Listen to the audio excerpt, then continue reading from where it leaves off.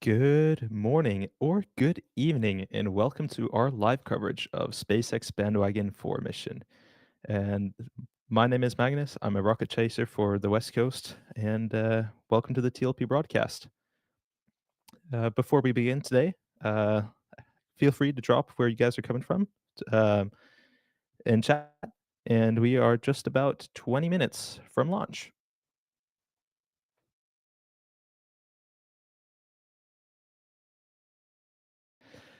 Liftoff today is scheduled to for 1:09 Eastern Time, and we're carrying 18 satellites to a mid-inclination low Earth orbit on this dedicated Falcon 9 rideshare flight.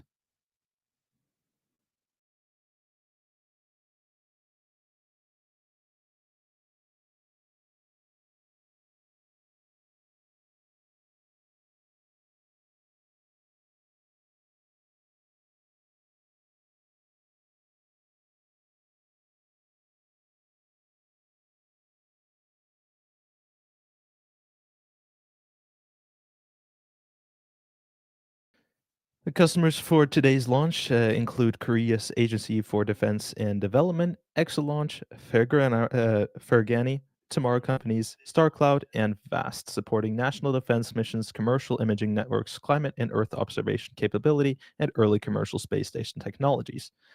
Today we'll be following the vehicle from liftoff through orbital insertion, booster landing at landing zone 2, and a full hour of spacecraft deployments. Bandwagon-4 is part of the SmallSat rideshare program, a recurring launch service designed to give satellite operators predictable access to orbit. Instead of instead of buying a full rocket, customers can purchase flight slots, typically around 300,000 for up to 50 kilograms, accelerating access to space for universities, governments, startups, and research institutions. This mission helps expand defense technology, improve global imaging networks, and advance commercialization of space-based infrastructure. Now, feel free, to drop some questions here in the chat, and we'll answer them as we go. We are at T minus 15 minutes and 30 seconds.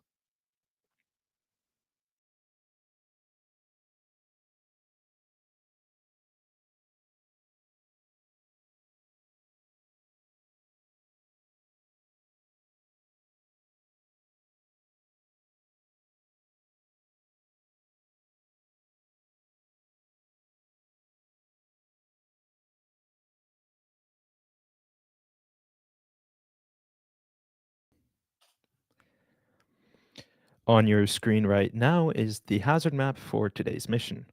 Today's mission will be flying to a southeast trajectory, and it will be carrying these 18 satellites. The booster today will be landing at LZ2.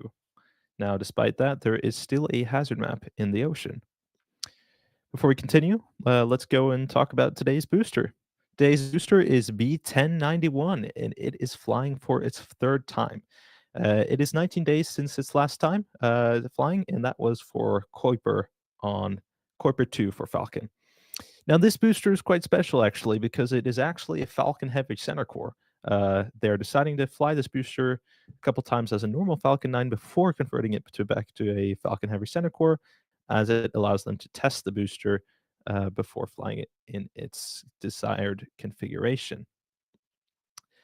As some people are asking, this is a rideshare launch, and we'll be going through a couple of those satellites in a bit.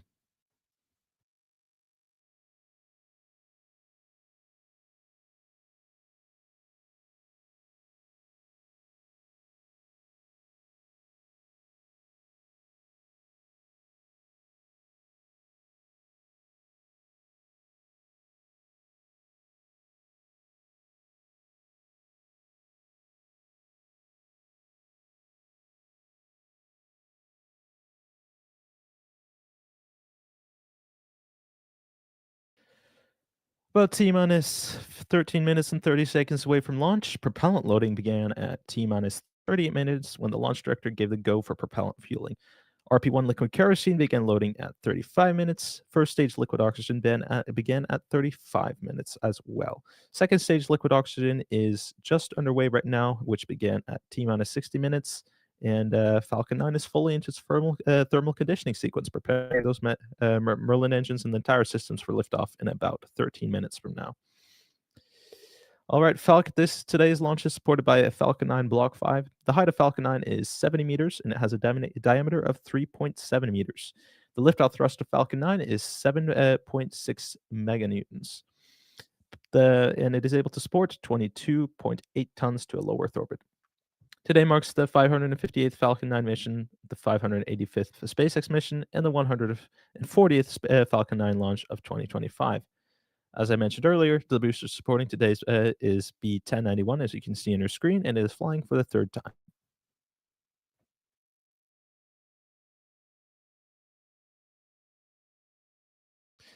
Now, this booster again flew 19 days ago on Kuiper 2.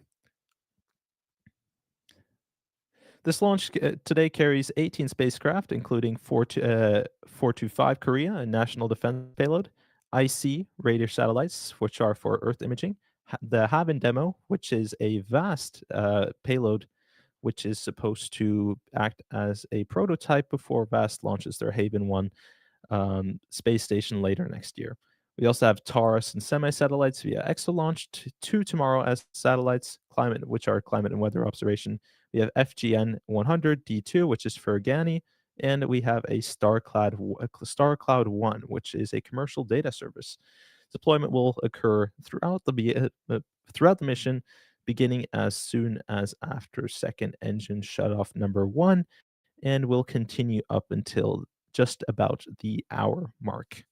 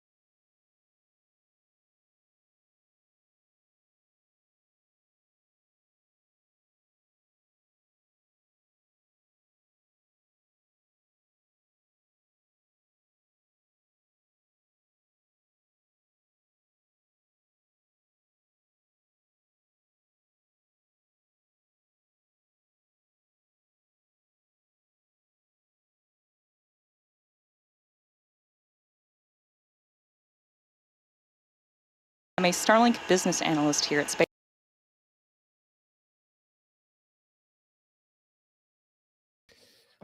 All right, on your screen right now is a live view of Falcon 9, which is about 9 minutes and 32 seconds away from launch. We'll throw in the SpaceX audio in just a second, and we'll have them count us down until liftoff. Until then, we'll see you there. Cloud 1, which is looking to prove that modern data center hardware can run in orbit, starting with the world's first NVIDIA H100 GPU deployed in space. Tomorrow companies Inc.'s Tomorrow S8 and Tomorrow S9 will be deployed as part of a constellation for weather observation across the globe. Developed by VAST, will test critical space station systems in orbit, as well as command and control with mission operators from VAST headquarters. Insights from Haven Demo will inform Haven 1, VAST's commercial space station. A full list of the payloads is available on spacex.com/launches. Our Bandwagon missions launch to a mid-inclination orbit, differing from our transporter rideshare missions, which launch to a sun-synchronous orbit. The mid-inclination orbit fills in the gaps for our customers that want to expand their coverage or complete unique mission objectives. Mid-inclinations offer a higher revisit rate, meaning that satellites in this orbit fly over the same point on Earth faster than they would in some other orbits. Rideshare missions significantly increase access to space for small satellite operators around the world, and we're committed to continuing these launch opportunities for our customers. To learn more about the program, visit spacex.com/rideshare. All systems are go for an on-time liftoff. Weather on the East Coast is green with 95% favorable conditions, and the range is ready to support. But if for some reason we don't launch today, we do have a backup opportunity available for November 2nd at 11:44 p.m. Eastern. So while the countdown continues, let's take a moment to meet the rocket on the pad. That's Falcon 9 on your screen, a two-stage rocket that is 229 feet tall and is getting ready for liftoff in about 7 minutes and 20 seconds. At launch, it produces more than 1.7 million pounds of thrust. And rockets like Falcon 9 don't use all of that power just to go straight up. Early in flight, Falcon 9 performs a gravity turn, a smooth pitch maneuver that tilts the rocket sideways to build up horizontal velocity. You might hear this call out about 10 seconds into launch as vehicle pitching downrange. Once the first stage completes its portion of the mission, it shuts down and then separates. A staged rocket like Falcon 9 sheds the booster, so stage 2 and the payload can keep climbing faster and more efficiently. After stage separation, today's booster will return to landing zone 2 at Cape Canaveral Space Force Station. This particular booster will be returning to Earth for its third time, having previously launched the KF-2 and KF-3 missions.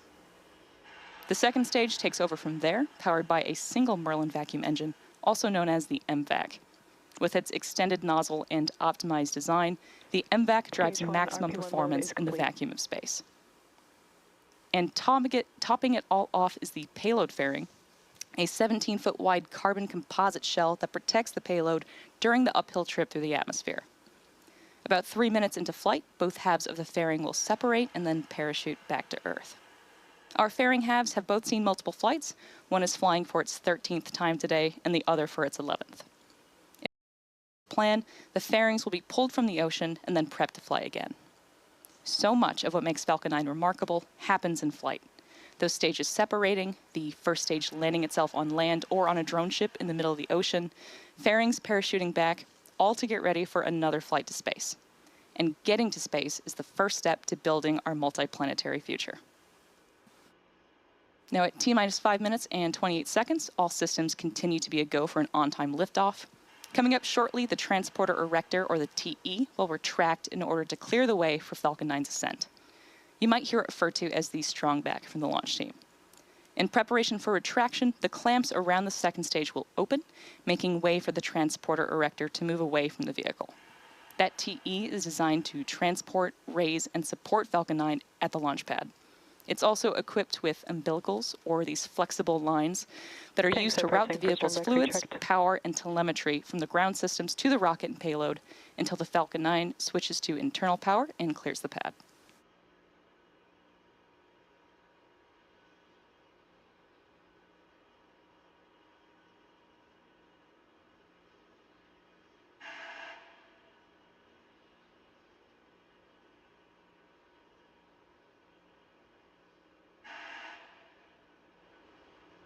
Strong back retract has started.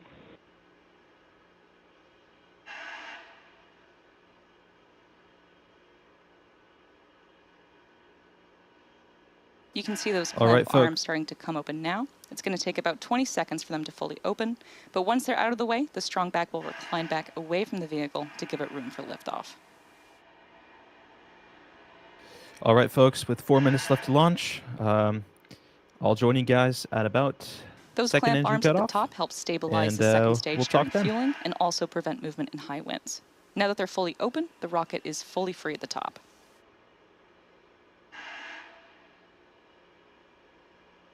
Right now, both stages are nearly fully loaded with about 1 million pounds of propellant.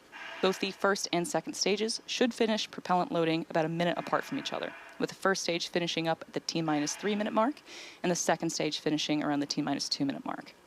At T-minus 60 seconds, Falcon 9 will be in startup, and that means that the rocket's autonomous internal flight computers will have taken over the launch countdown. Then, just inside of T-minus 2 seconds, we'll light the M1D engines for liftoff. And once they're at full power, Falcon 9 will lift off the pad and begin its climb to orbit. After engine start, Falcon is held down until all vehicle systems are verified as functioning normally before the release for liftoff.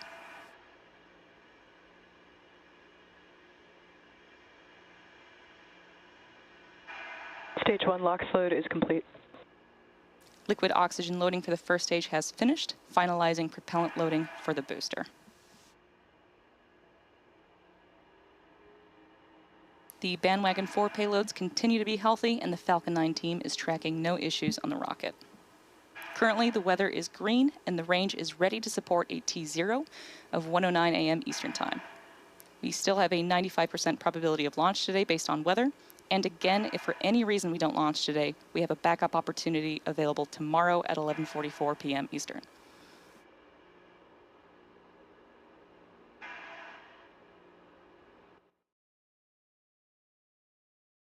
Just quickly jumping on here for the people in Florida wanting to catch the rocket launch. The actual T0 time is 1:09 a.m.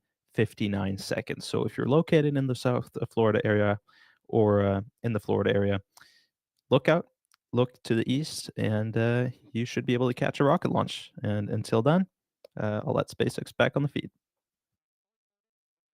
Pounds of rocket-grade kerosene fuel and liquid oxygen.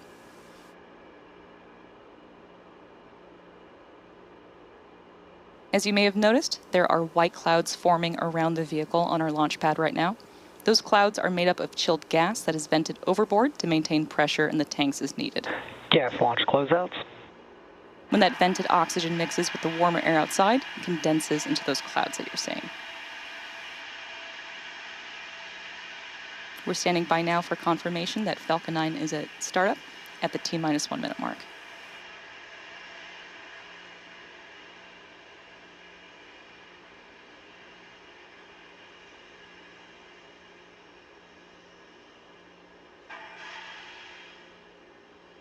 Falcon 9 is in startup. At this point, the autonomous flight computers have taken over the launch countdown, and stages 1 and 2 are pressurizing for launch. We're now waiting for the final go directive from the launch director. Launch director, go for launch. All systems are go for Falcon 9's launch of Bandwagon-3. Bandwagon-4.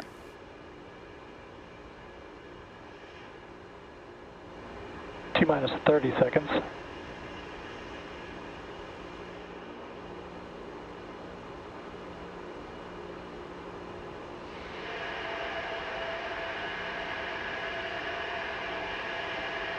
T-minus 15 seconds. T-minus 10, 9, 8, 7, 6, 5, 4, 3, 2, 1. Engines full power. And liftoff. Go Bandwagon, go ADD 425. Vehicle is pitching downrange. MOT chamber pressure is nominal.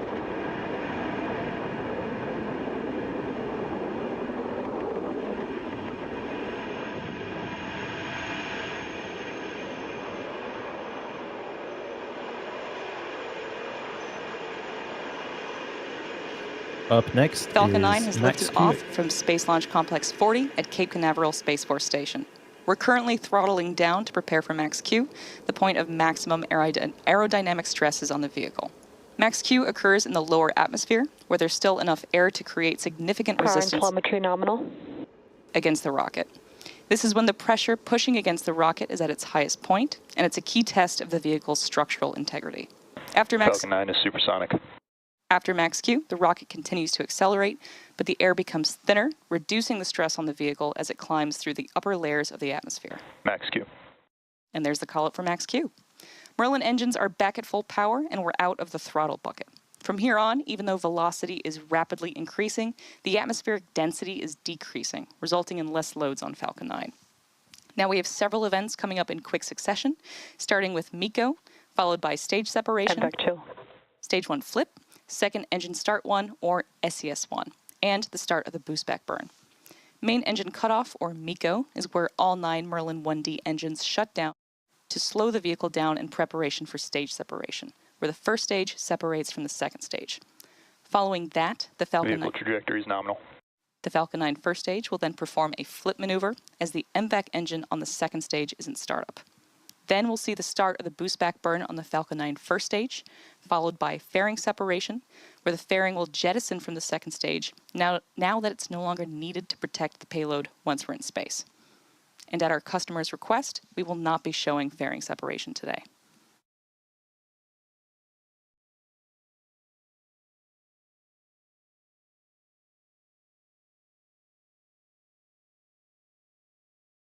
Stage separation confirmed.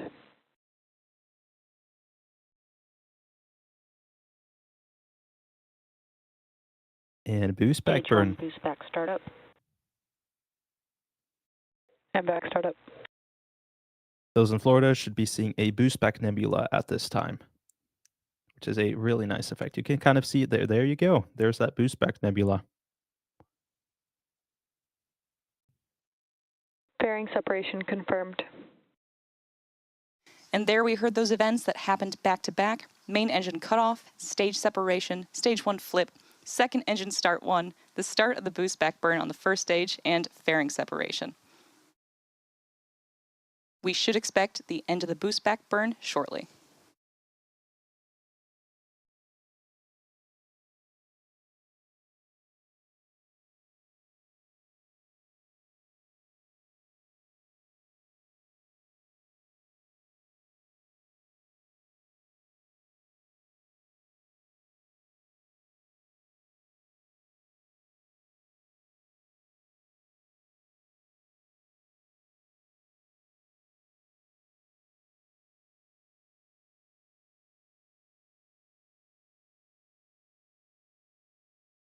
The next major milestone coming up is the entry burn on our first stage, scheduled to occur at about T+5 minutes and 56 seconds.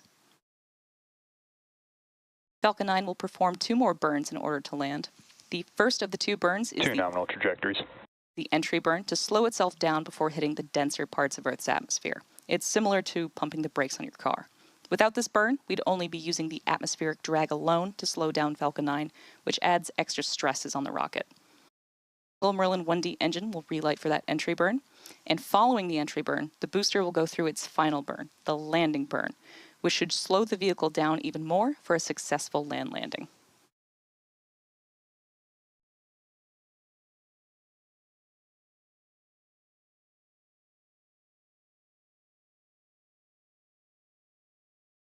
You'll notice the number 4 in today's mission name, indicating that this mission is our 4th dedicated rideshare mission to a mid-inclination orbit. Rideshare significantly increases access to space for small satellite operators around the world. While our transporter rideshare missions launch to a sun-synchronous orbit, bandwagon missions can accommodate even more small sats looking for rides to orbit, launching to a mid-inclination orbit and filling the gaps for our customers that wish to expand their coverage or complete unique objectives that aren't possible with sun-synchronous orbit.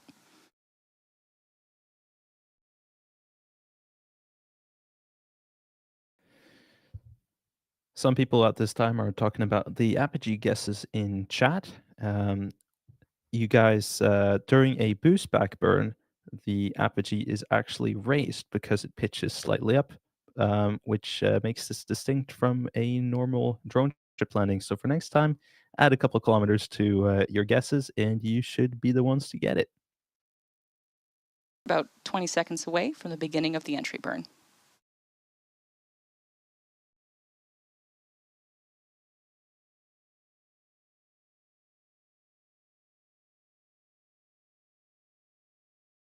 Stage 1 entry burn startup. There's the callout for entry burn startup on the stage. This burn is set to last about 20 seconds Stage 2 FTS has saved. and again is slowing down the vehicle in preparation for its final burn and landing.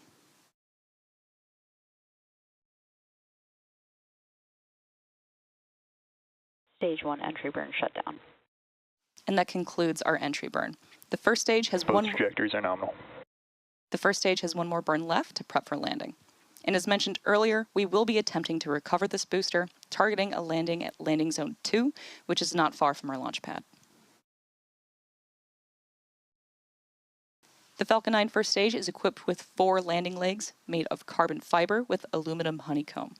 Placed symmetrically around the base of the rocket, Stage 1 FTS has saved. they'll deploy just prior to landing. Stage 1 transonic.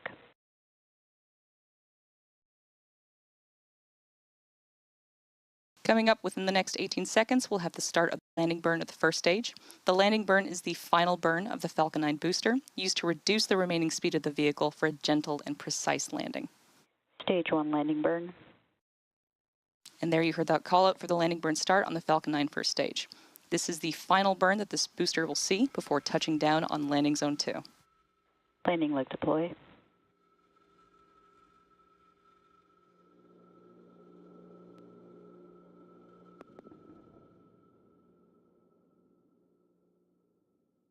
Stage 1 landing confirmed. And there we have it, another successful first stage landing at landing zone 2, marking the 3rd landing for this specific booster. Now we have about 2 minutes remaining before the next event, which is SECO 1, or Second Engine Cutoff 1. That's the first of 3 planned events where the second stage Merlin vacuum engine shuts down and restarts after a coast period. Again, we'll do this 3 times before all payloads are deployed.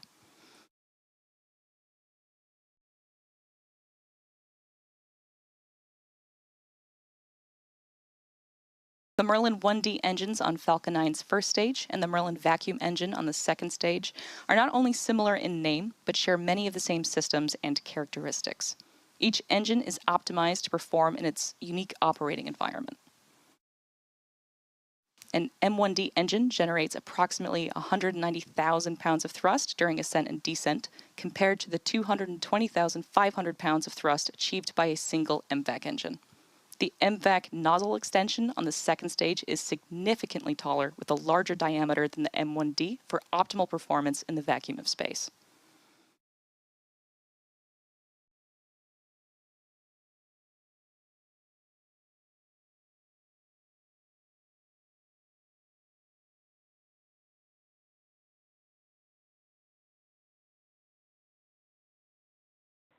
Stage 2 has entered terminal guidance.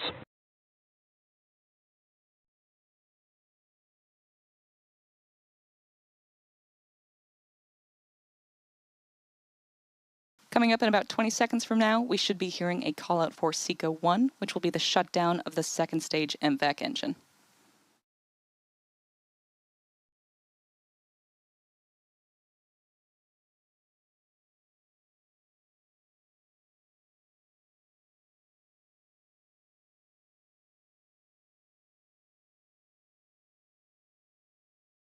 MVAC shutdown.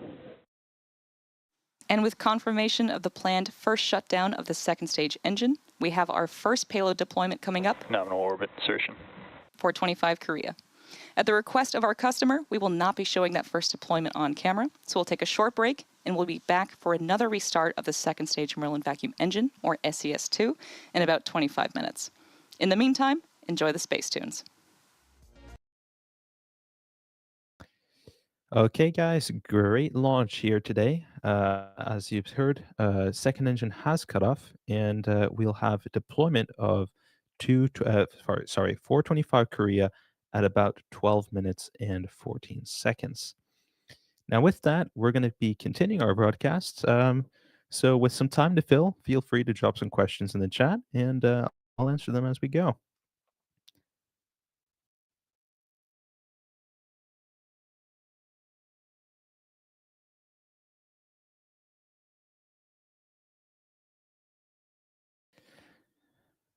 As some might be aware, I am not Zach. I'm covering in for Zach.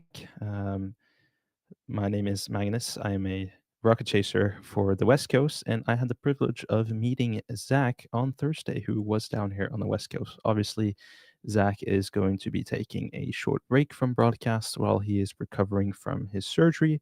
So, as always, we ask everyone to keep thinking of Zach, and he'll be back in on the normal schedule as soon as possible. But until then, we have a variety of the crew filling in, and yeah.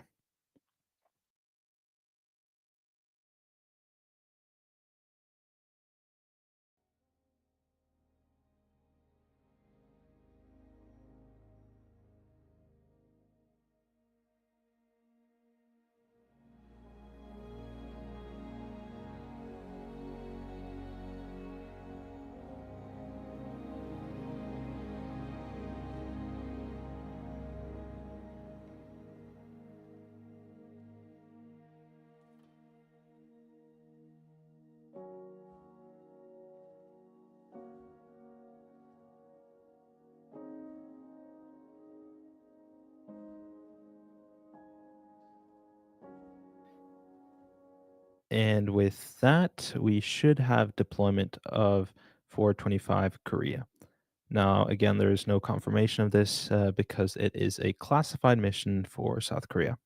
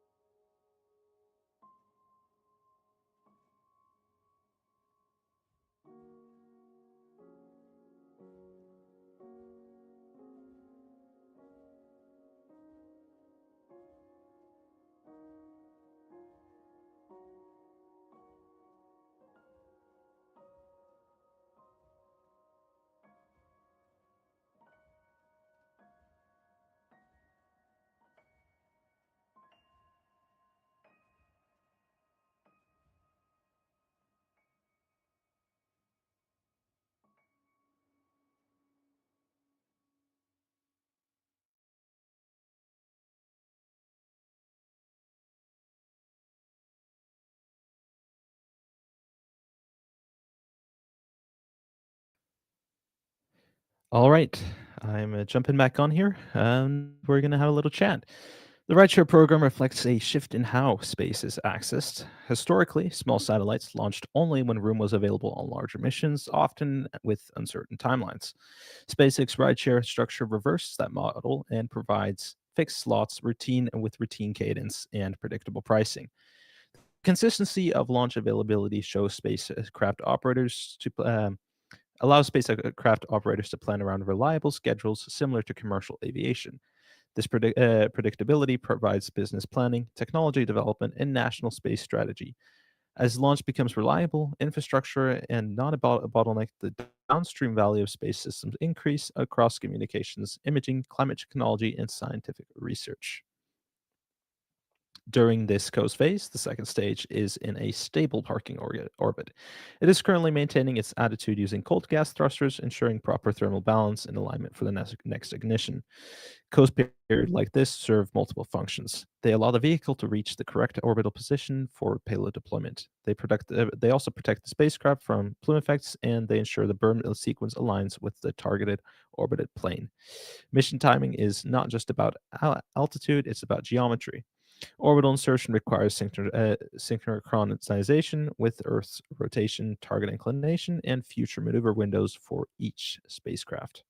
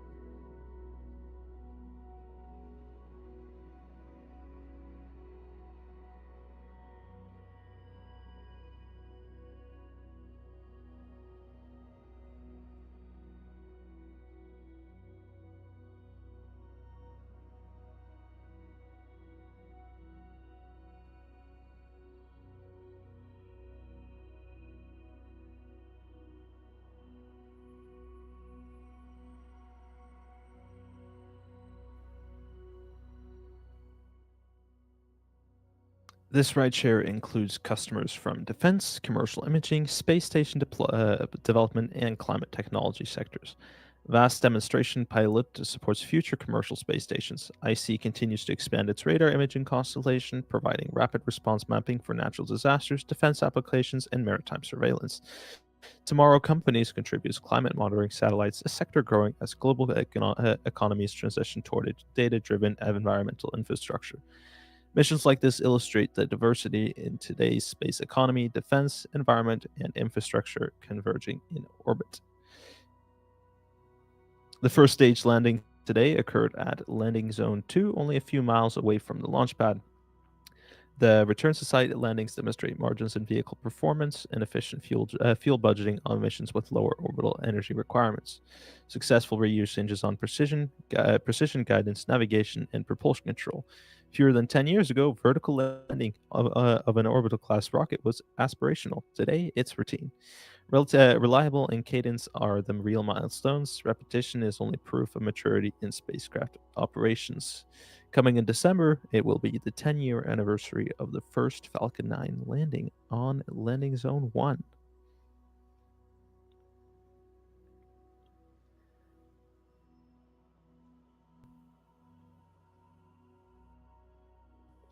As SpaceX mentioned earlier in the stream today, the Merlin vacuum engine has an extended nozzle optimized for space, providing high efficiency in vacuum. During coast, avionics continue to manage thermal and attitude control. Sensors across propellant tanks, engine systems, and navigation units drive autonomous decision making. The stage operates independently from the ground, making real time corrections.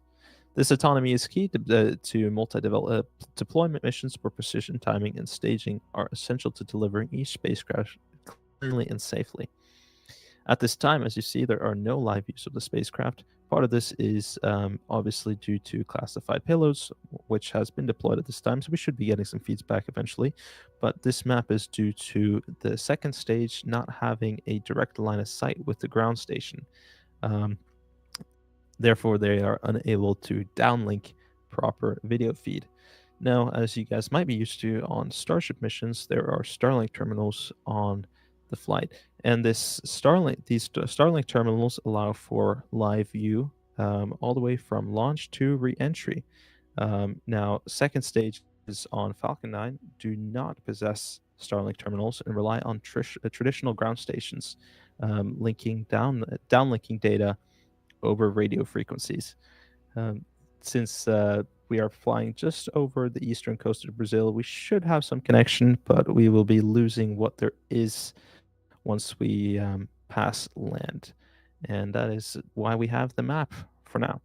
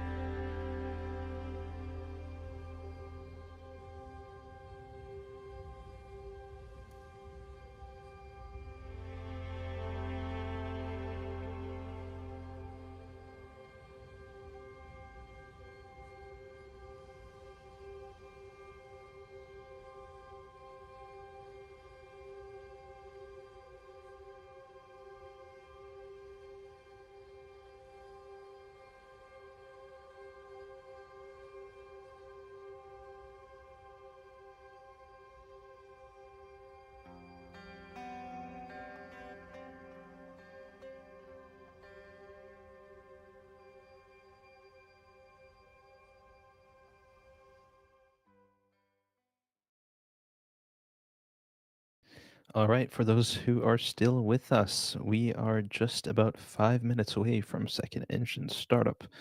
For the second engine startup for SES number 2, which will be followed by SES number 3 in about 20 minutes from now.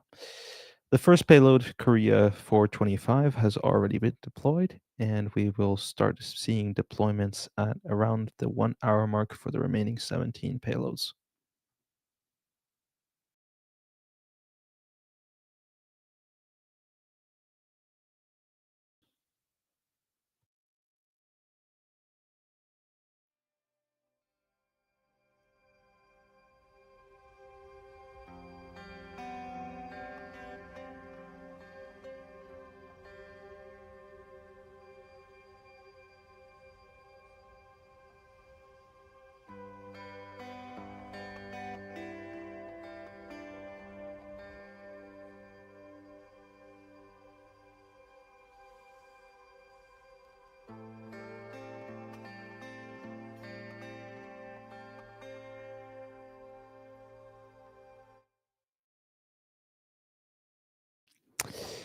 For those who are asking, where is the rocket?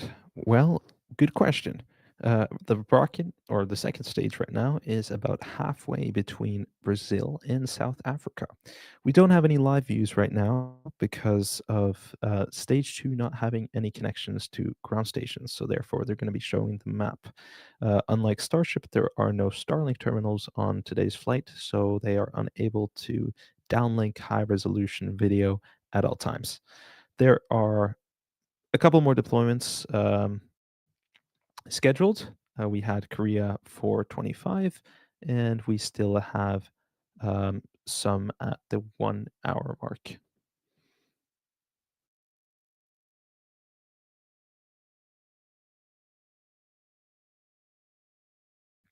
According to SpaceX, there are 17 more deployments scheduled for today.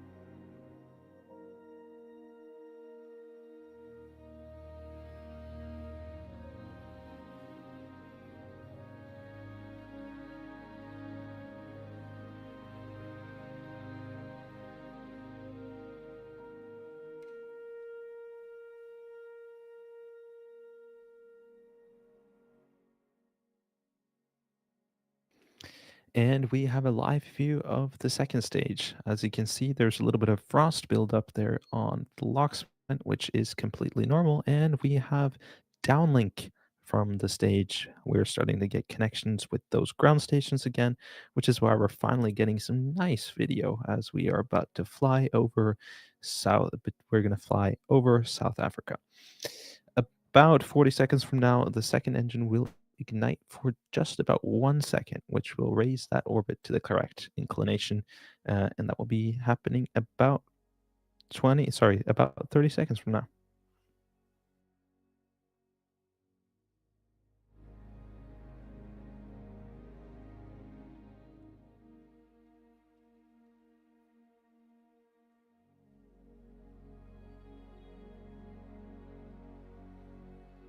in 10 seconds now, and it will last 1 second.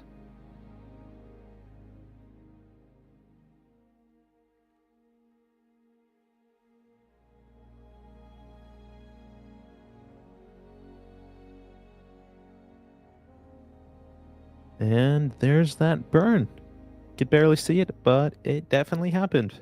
And the next burn will be happening about 20 minutes from now at the 59 at 50 t plus 59 minutes and 30 seconds.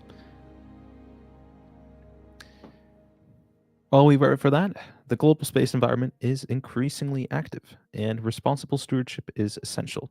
Every spacecraft today follows deorbit and pacifization requirements to reduce orbital debris. After payload deployment, the upper stage will vent residual propellant, discharge electricity, and transition to a safe configuration.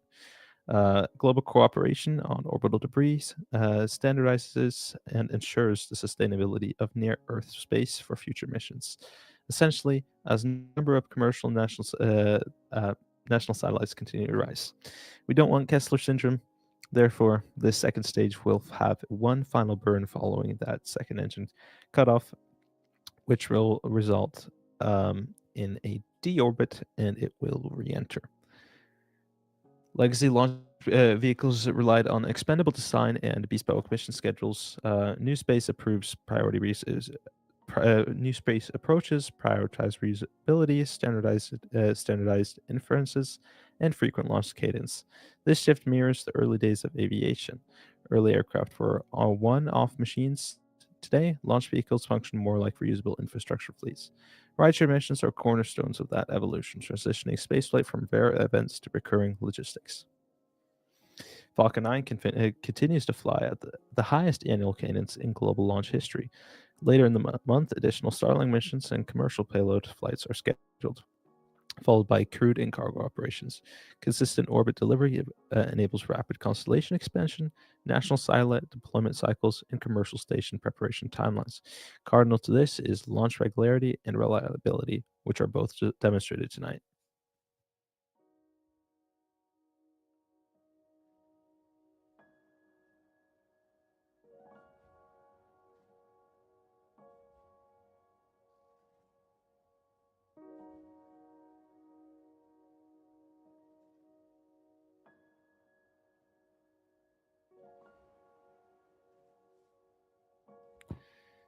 Beautiful live views as Falcon 9 continues its coast phase.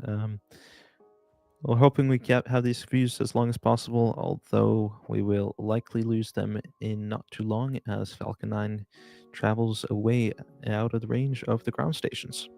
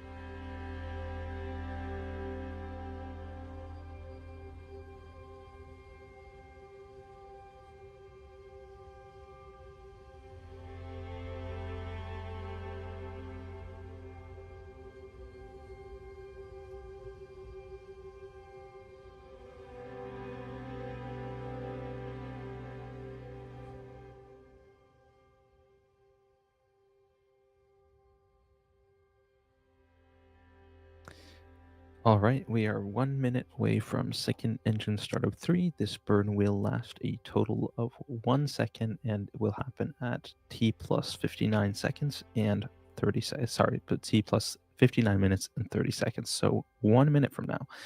The burn here does appear to be a retrograde burn and will lower the orbit, although that is simply from camera analysis and could be completely wrong. But with that, we are just about 40 seconds away from that burn, and we should be seeing that shortly.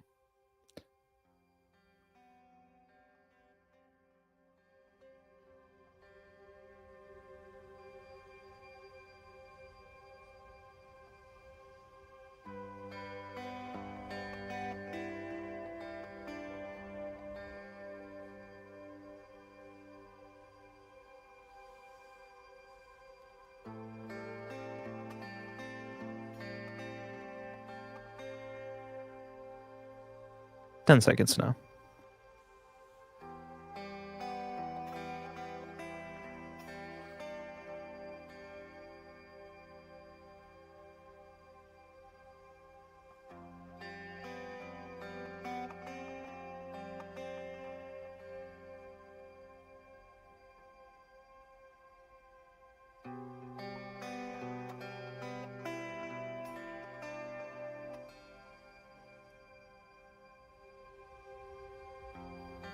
And we are awaiting visuals of that burn.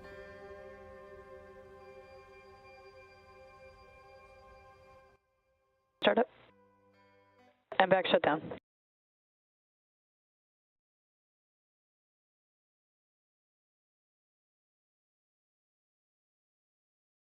And there's that burn.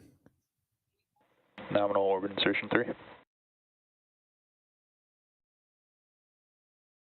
And that's confirmed a good orbit following our third burn of the MBAC engine on the Falcon 9 second stage.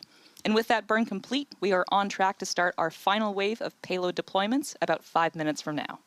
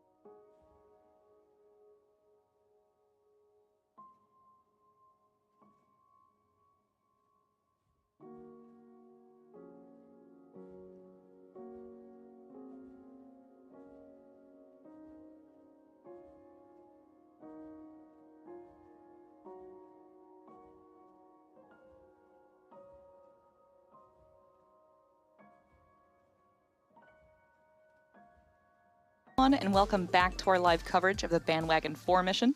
Today we are delivering 18 payloads to orbit as part of this rideshare mission. We've already delivered the first, 425 Korea. In case you're just joining us, we had an on-time liftoff at 1:09 a.m. Eastern and recovered our Falcon 9 booster for its third landing. The second stage had its second and third successful ignitions, and now we're standing by for our final payload deployments.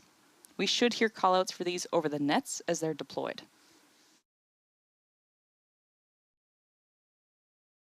A full list of the payloads on tonight's mission is available on spacex.com/launches.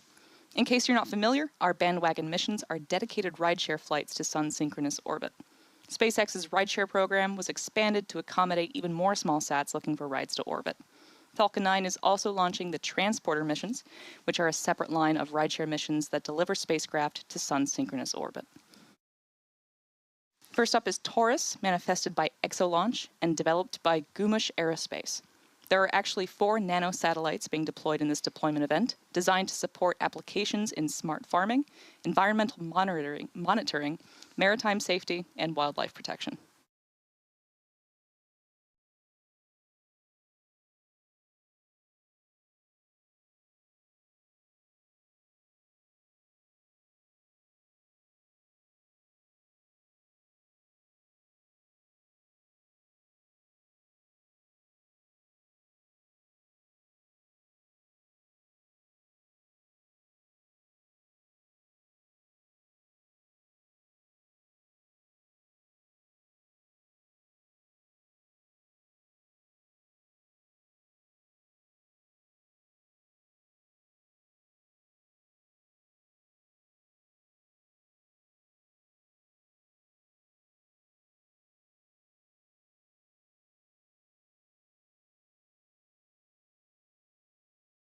Taurus 1 through 4, deploy confirmed.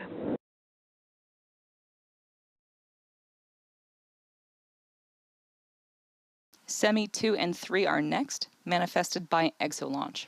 SEMI is a commercial CubeSat cluster designed SEMI to 2, deploy confirmed. designed primarily for R&D purposes. SEMI 3, deploy confirmed. Severosat 1, deploy confirmed.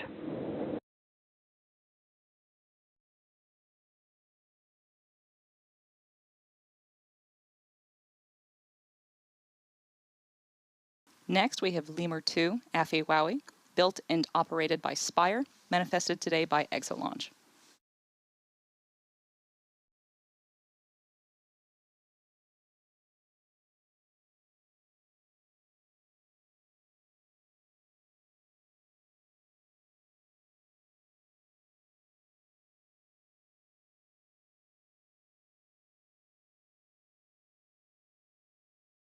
Lemur 2, AFI-WOWI, separation confirmed. Haven demo, separation confirmed. There goes Haven Demo, developed by VAST. Insights from Haven Demo will inform Haven 1, the world's first commercial space station.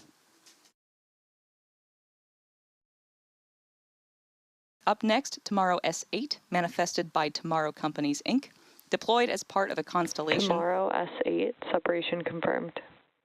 for weather observation. SEMI 1 follows, manifested by ExoLaunch.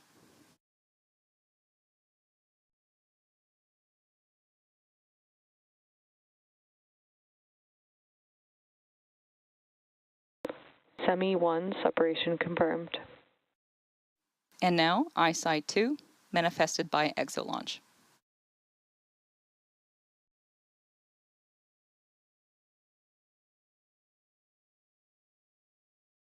ISI 2, separation confirmed. Next up, Tomorrow S9, manifested by Tomorrow Companies, Inc. This is deployed as part of a constellation for weather observation.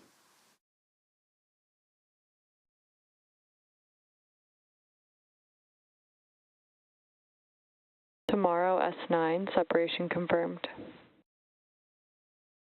Followed by ISI, manifested by ExoLaunch.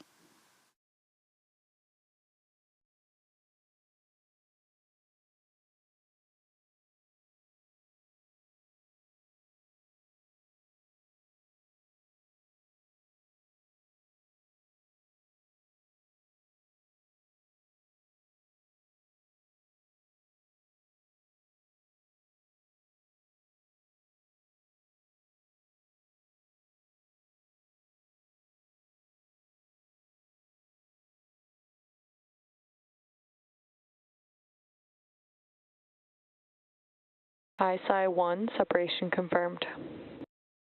And next, FGN 100D2, manifested by Fergani Space. This is the second demonstration mission for Fergani.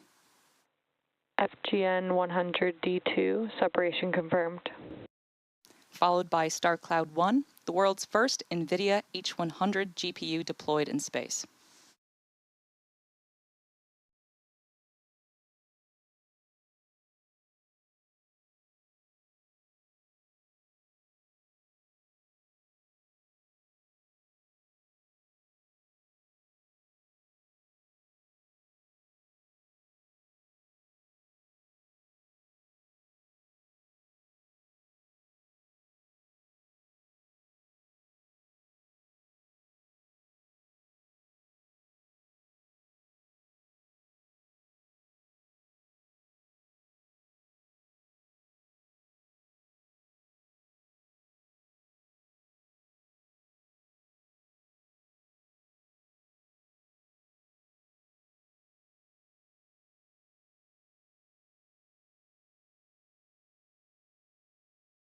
StarCloud 1, separation confirmed.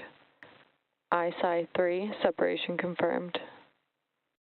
And that was our final payload of the Bandwagon-4 mission, manifested by ExoLaunch.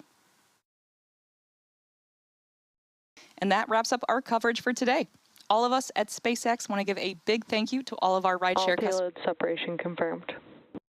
A big thank you to all of our rideshare customers. We also want to give a shout out to the Eastern Range and Federal Aviation Administration for supporting today's launch. If you're interested in more launch coverage, head over to spacex.com/launches for the most up-to-date information. And while you're there, check out our departure board featuring our upcoming launches and all the details you'll need to join us next time. And remember to follow @SpaceX on X. We'll see you again soon.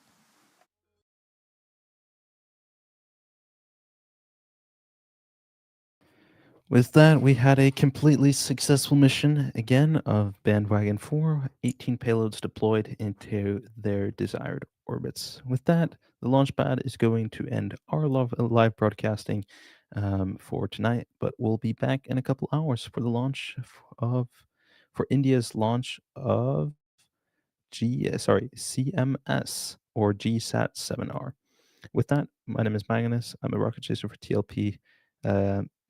And we would like to thank you for joining us today, because space is better together. Good night.